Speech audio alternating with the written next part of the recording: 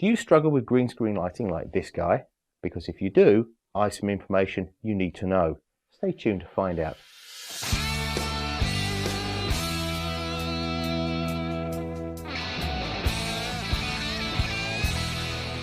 One of the biggest problems with doing green screen or chroma key work is to make sure that the light behind you is even on the green screen. Because even with the best green screen material, if you don't have an even light, it ain't going to work well. But there is a way you can do it. It can cost as little as a few dollars. It produces a good even light and it works better than a lot of standard studio lighting like this. Best of all, it also works really well on white backgrounds. Now, even with a really good green screen, and this is a muslin material which is stretched out and it has all the creases pulled out of it, so it's really nice and smooth, you need good lighting and even lighting to get you a good key. Now, I'm using these lights here at the moment. These are standard studio lights, and you can see they're fluorescent tubes mounted in the studio boxes. Now, that looks like it's producing a really good key. But actually we need to see how this looks on the chroma key software, or on something which can see what the chroma key software will see, to see what it really looks like. Now, in order to see what your chroma key software is going to see, you need something which is far more sensitive than your eyes. And here we have an app for the iPad and the iPhone, and it's called Green Screener, and it's made by a company called Hollywood Camera Work. Now, what this does is it looks at the green screen using the camera of the actual mobile device, and it will then show what it sees as levels of light, and it colors these, and ideally what you want is the whole thing to look completely green. And what we've got here is we've got two hot spots of green, and that's caused by the two lights, and you can see that that is an uneven lighting pattern, and this is going to cause a problem in your chroma key software, because to try and even this out in your chroma key, you're going to have to crank up the tolerance a lot more, and that means that you're going to lose edge detail, you're going to lose detail on hair and on semi-transparent materials, and you may end up doing then more and more masking and multiple keying. So to try and get this lighting right in the first place is really very important. And this got me thinking, these studio lights do actually do a good job, but they're just not tall enough, they're not long enough. You can see here, this is the length of the actual, or the height of the actual green screen. It needs to be much deeper, and it needs to be a better even coverage. So it got me thinking, what can you use as a good even light output that's not going to be another set of expensive lights? And I think I found the answer. So this is what I've come up with. It's basically a ceiling light which is mounted on a studio stand, a lighting stand. Now, as you can see, this is actually a 5-foot length tube, so it's much longer and it's got a much more even throw of light from top to bottom. These things are available really cheaply. Sometimes they even throw them out in the skips when they're refurbishing factories and buildings and shops, so they're easy to get hold of. If you can't find one second hand, you can buy them new really cheaply. But there are a couple of things that I would recommend you get rather than just the cheapest possible thing from the hardware store. Now, one of the things I would recommend is you actually get these type of tubes. These are daylight balance tubes. They produce a 5300 Kelvin light output, and these are made by Philips. They're called Master Graphica, and these are the 950 tubes in 58 watt, 5 foot. Now, the thing about these is they will produce a balanced light which matches then the rest of your studio if you're using daylight balanced lighting equipment, so you don't have to worry about inconsistent lights.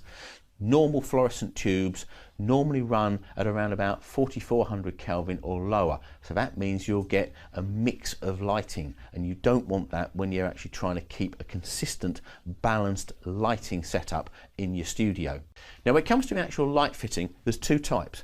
There's the normal ballast types which run on the mains and run at mains frequency, and then there are electronic ones. This one's actually an electronic one.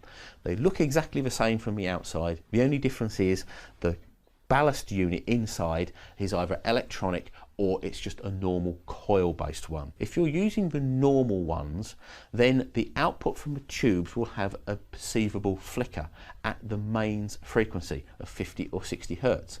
Now, you might not see it with your own eyes, but the camera can certainly see it, and it can be picked up if you use a different frame rate. In the UK, you'd need to use 25 or 50 frames per second. In the US and other parts of the world, it would need to be 30 and 60 frames per second to stop any visible flickering or hum bars appearing on the actual video output. Now, if you want to run at 24 frames per second, for example, a lot of people like to do that, then that's going to cause a problem, because if you're using the normal ballast type ones, you will get this difference bar affecting on your video output. This is where the electronic ones come in. These run at 30,000 times a second, so there's no perceivable flicker to your eye or to the camera. So that's why I would recommend you use an electronic one and the tubes rather than just the normal ballast one. Now, like I say, you can pick these things up cheaply if you've got somewhere where they're maybe doing a refurbishment and you want to use just the normal ballast ones. But I would recommend you try and get hold of the electronic ones, and that probably means you're going to have to buy a new one. Now, this whole setup, including the actual electronic ballast fitting, the reflector, the aluminium reflector here, and the two tubes, comes in at under £60. Now, I've got two of these units, and combined that means at £120 it's less than half the price of one of these studio lights. The only other thing I've added to it is a little metal bracket which I got from a hardware store, and effectively bolted it onto the back there like that. I've got my studio lighting stand, which is my normal lighting stand I'd have anyway. There's a little hole drilled in the bracket and literally just drops onto the top there like that. Put a nut on the top to stop it from coming off, and there we are. It's now ready to go. So now let's see how this works in comparison to the studio lights on the green screener app.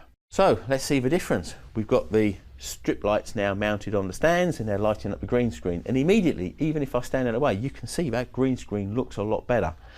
But look at the actual green screener app. You can really see the difference here. There's no big hot spotting to either side here. Literally, you've got a complete band straight away across here. It's a much better green screen. That will key much better than the last one. You won't have to crank up the tolerance to try and get that edge of that green screen really even. Now you can get away with more detail on hair and on transparencies, and just a better key all the way around. So this is the sort of thing we're looking for really, and ideally we'd want it green everywhere, but really the difference between that and that is very, very minimal, and that's going to work very well. So for something which costs less than half the price of one studio light, we've now got a much better green screen lighting system.